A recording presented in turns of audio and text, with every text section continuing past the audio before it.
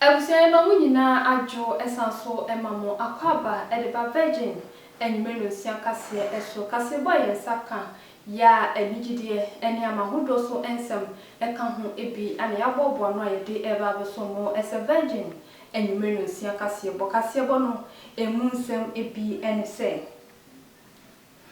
nanu dwede ya ana Ghana yenyina da yeto santene ekokoto aba eyi yempanifo na enunam so ama enrada abato komisa abawontene ede abato ekokoto ye no echinsunso no aba beto edwa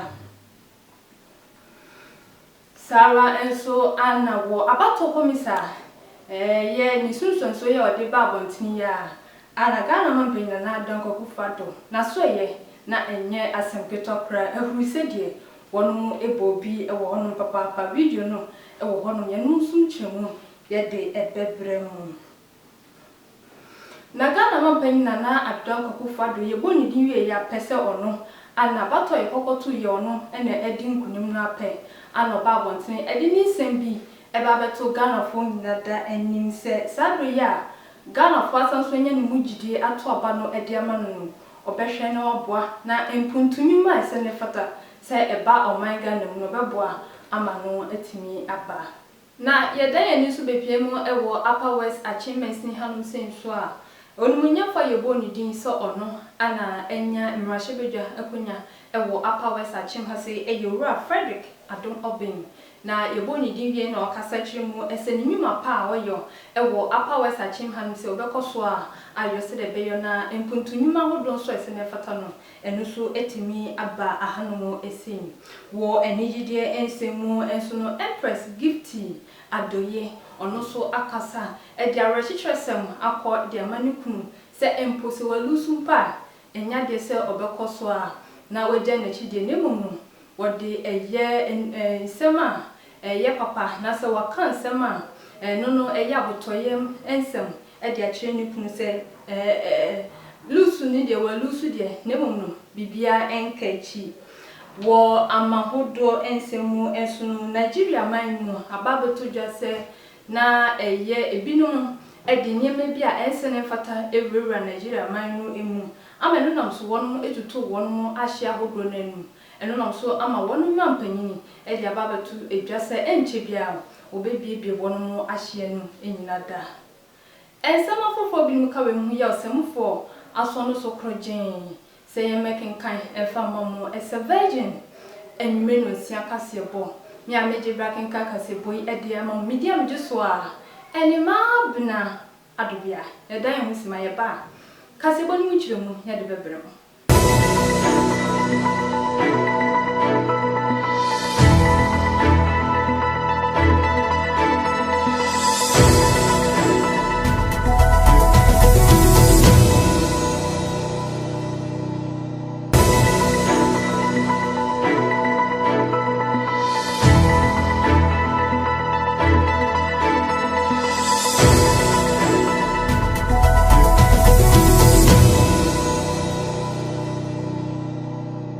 Ebusia kwa sanso emama kwa babiem ede ba virgin enumero sia kase boyi eso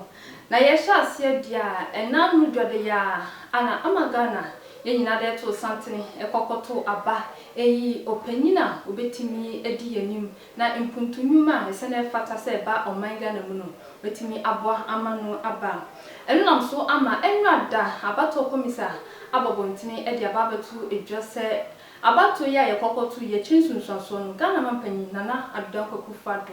ana ni nyina nkamfu ano yeyi no se oye Ghana mampanyi. It is important to note, however, that the difference between the total number of votes between the first and second candidates is 515,524 votes. As a result, if we were to add the 128,018 full results to the results of the second candidate, it would not change the outcome of the election. Hence, our declaration of the 2020 presidential results without that of Techiman South. Indeed, if you were to add the entire results or collate all the results from the Techiman South constituency and add that to the percentage and the votes of the second candidate, Mr. John Dramani Mahama, he would obtain 47.873% of the total votes cast. And Nana Addo Dankwa Akufo-Addo would obtain 50.8% of the total votes cast. It is on that basis that we say that the outcome of the election would not change. Hence our declaration of the 2020 presidential results without that of Techiman South. Distinguished ladies and gentlemen, on the basis of the foregoing election results, and by the power vested in me as the chairperson of the Electoral Commission of Ghana and the returning officer of the presidential election, it is my duty and honor to declare Nana Addo Dankwa Akufo-Addo as President-elect of the Republic of Ghana. May God bless our homeland Ghana and make our nation great and strong. Let peace reign. Now, abato komisa ni sunsun so de ba bontini e de fa abato a Ghana kokoto something eto ye ni nyina echi ana Ghana mampanyi na Nana Addo Akufo-Addo na so ye hono na se bebi a wote no ni fie hono ene na enye asempito kra na osebia amanfo binu eboye ebo ni fie hono no yen konkwohwe video ni bi emmasisia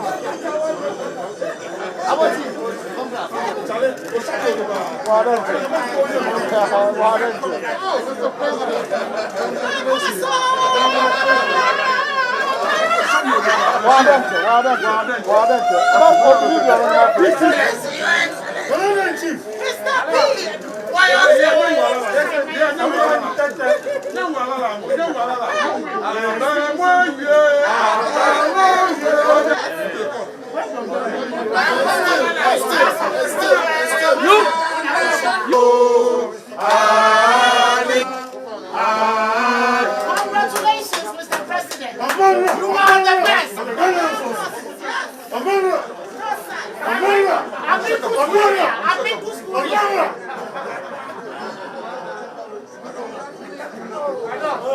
We are so happy. Hey, Your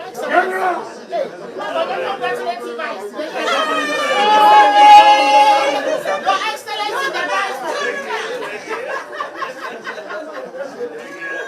So please, let's go. Yes, please.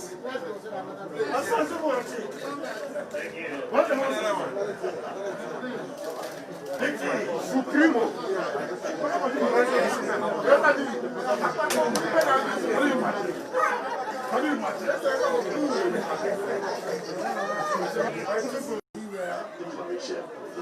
This evening, the chairperson of the Metro Akufo-Addo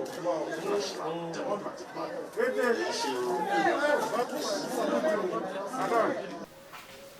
Abusia ye to akase bono eso na abato komisa ni sunsun so de ba bonten de fa abato ekokoto yemu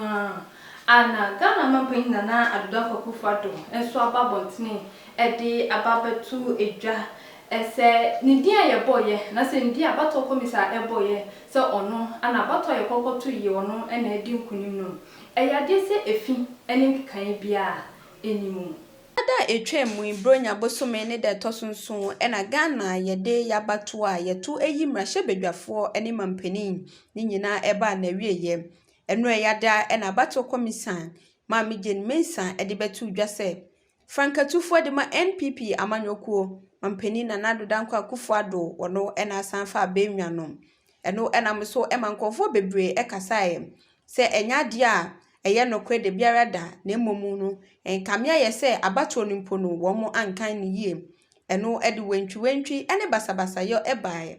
na mampeni na nadodanko akufo ado a yeyi ni se womramedi wo man Ghana so ekasa no ene wode tu dwa se eyade wo ne de abato no akwa ama no de wo hunu se esan na dwuma pa a woye ye mfie nan a etwa mu no eno nti ena Ghana fo ahwe na omo ato ne so aba se womramedi Ghana so mfie nan entem eno nti abato na yato ama no bibia eni hu efibia eni hu na mom emuda ho fan eye no kretrodro se aba no anasa abenwa no ewo se wofa no wohwe no wodi Ghana ekobe ya foforo eno nti ene yato ne so aba eno nti abato yato ama no bibia eni hu efi ne nkekanye bia eni hu na mom emuda ho fan. This is the day the Lord has made. Let us rejoice and be glad in it. In our system, it is the Electoral Commission that has the constitutional responsibility of declaring the will of the people in an election. Prior to this declaration by the EC chairperson, I received personal congratulatory messages from some of my fellow presidential candidates in the election 7 December. I expressed my appreciation to them and thanked them for helping to ensure that the race was largely a keen, exciting contest of ideas whose ultimate goal was the growth and development of Mother Ghana, as well as the improvement of the living standards of the Ghanaian people.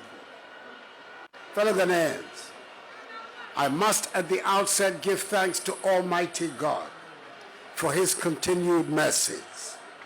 and for granting my party, the New Patriotic Party, and I, this all-important win. It has been a hard-fought one, which has resulted in an incontestable result, and we are duly grateful for how far he has brought us. We were confident at the beginning of the campaign that the considerable amount of work we had done since coming into office in 2017 would secure for us 4 more years in office. And the declaration made by the returning officer has set us on that path. For that, I'm extremely grateful to you, fellow Ghanaians, for this victory. I am deeply humbled again by your show of confidence, and I do not take this lightly. There could be that tendency for an incumbent president who has just secured a second term in office to, as it were, take it easy and relax, because there's nothing more to lose.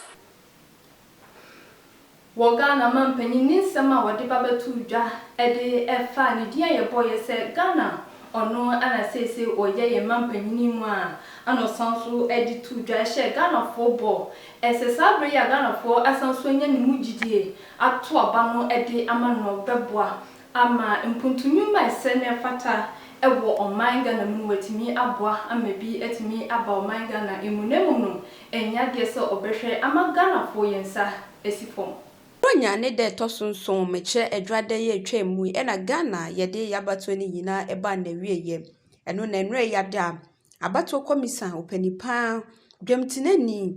ma mejen mensa ede babeto edwa se eyade a NPP amanyokuo meche Frankatuni na nadodanko Akufo-Addo wono ena ye Ghana president ananse Ghana mampani wono ena asafa na konwa eno ena mampani na nadodanko Akufo-Addo ewo nanigye mu na wo kasa no wode tu dwa se eyade a wo ma Ghana fo omonim enwu ase titiri no omo to aba ne ma no ene NPP amanyokuo no Woma womo ensa ensi fom de biara da. Na bosha wo hyeye ansa ne yebeto ne so aba no. Obema ni nyina abamu sede etie. Esanse Ghanafoɔ ɛwɔ nidasoɔ na ɔmo wagidie ɛwɔ nimu enu nti ɛna ɔmo to saa aba no ɛde ma no enu nti nyade a obegu Ghanafoɔ animu ase titiriw ɛne NPP ɛne ne mpanifoɔ a wɔn yɛ adwuma no. I am of a different character. Just as I've been doing since January 2017, I give you my word that I will continue to work very hard to build the prosperous and progressive Ghana for which we yearn. The decisive margin of victory in this election constitutes for me an endorsement of the policies and programs initiated by my government and put before the electorate. And I'm determined to do all in my power to accomplish the tasks of this new mandate and thereby justify the confidence reposed in me. I assure you, fellow Ghanaians, that I'll do my best not to let you down. Wo abato na nudwode ya yede ekwohihye so eyi mrahyebiafo ene ye mampanyina ana Upper West Achievements ni hanu se ni nyina ekwa ewiye no ye bo Honorable Frederick Adom Obeng edin se ono ana ye mrahyebiakunya ewo Upper West Achievements ni hanu se wono ana afa eno no so ama Virgin kase ye bopini no ene no ekotwetwe nkomo se asosabre ya Upper West Achievements ni wono mo etimi enye ni mugidi ato aba no ede ama no den ana obetimi ayo aboa adehya wono mo ewo Upper West Achievements ni hanu se na sei ana ode ni nsem no eto Virgin kase eni Emfe aduonu awotwe ne a Upper West Akim enya amrahye a oye NPP ne a obekọ amrahye bedwam akoka wonsem ede ama won sede ebe ya mpuntudwuma ne ade beba Upper West Akim osukom ne ekom pa na ade wom ewo Upper West Akim lesane se ewiase bibiara ewo ne bre enti no wo afi December da etoso eson emu no Onuonyam ne Frederick Obeng Adom eje etumi no ede fi NDC amanyoku no ensem ewiye kura no enije ne osebo na eba wo Upper West Akim na we so ema Virgin TV nsentrefo ebisa Onuonyamfo Frederick Obeng Adom se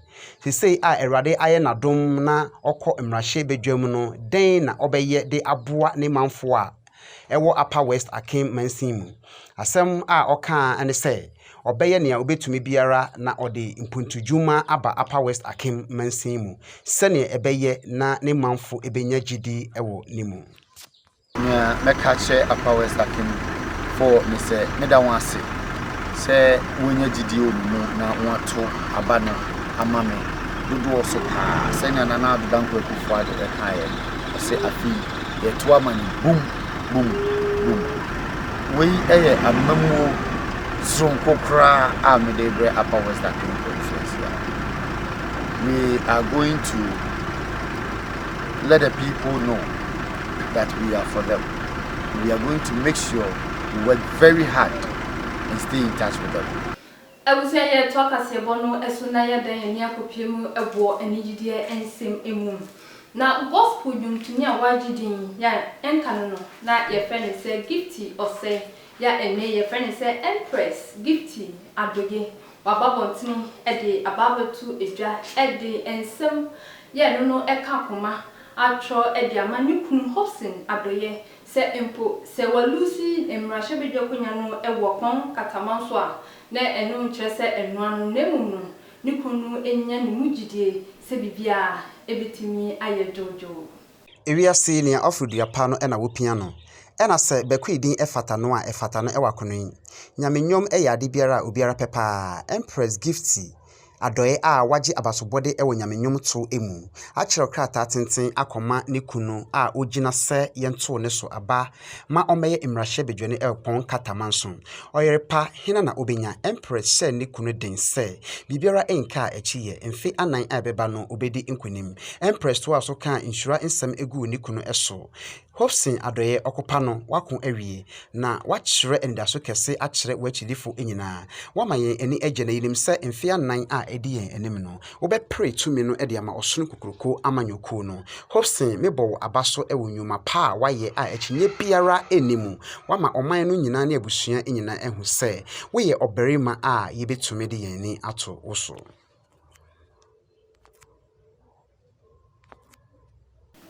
Abusia ye jina we suna ya dan husima ye ba ye de kase bonu beko obi man so ye ba sisia.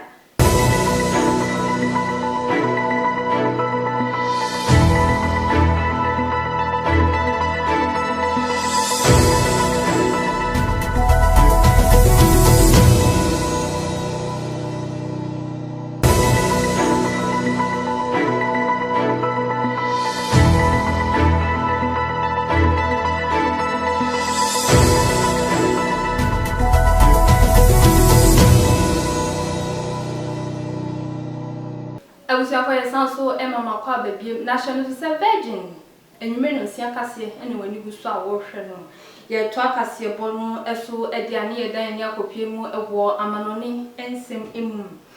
na Nigeria manu emu eba beto dwose na eye nyeme bia ensem fata me kyerese akode eni enuro bi na eno no kamya ese nkrofo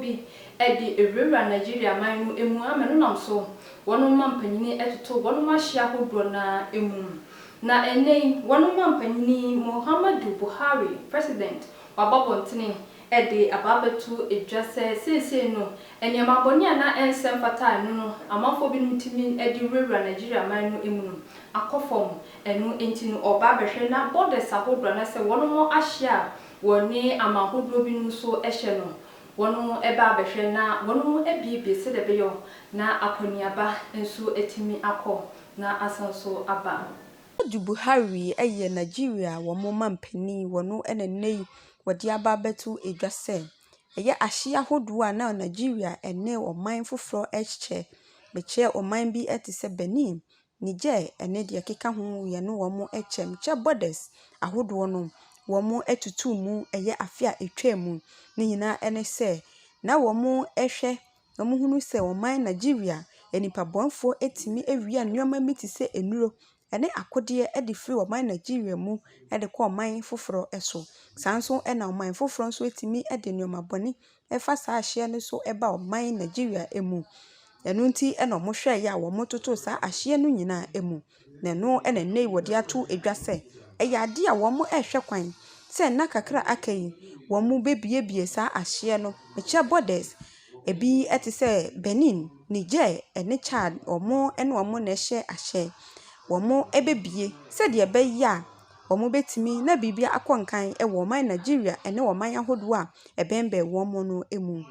esanses womo ehwa sesi asa etutura asem no anase nneoma bone no eyade abrase e wo oman Nigeria mu anase eni hokura Ewie abusia na wesu na yegyina na kase boy bobo no e de babeso mu ene enwumre se virgin enwumre no sia kase bo no ha ani edini nyina esi na aseda no enko fama obi bia oboye emakase boyi ekoso totin wo so wo fia wo hwe kase boyi ye da wasi bebre ya meje bre ekenka kase boyi e de ma media meje so a eni ma bina adubia ye ma munyina mo hwe ni tia adeshi